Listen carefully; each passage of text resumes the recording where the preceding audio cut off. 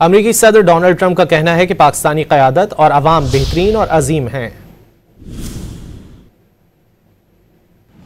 If you take a look at what we just did with Pakistan and India, we settled that whole thing, and I think I settled it through trade. We're doing a big deal with India. We're doing a big deal with Pakistan, and I said, "What are you guys doing?" You know, somebody had to be the last one to shoot, but the shooting was getting worse and worse, bigger and bigger, deeper and deeper into the countries, and we spoke to them, and I think we, you know, I hate to say we got it settled, and then 2 days later, something happens, and they say it's Trump's fault.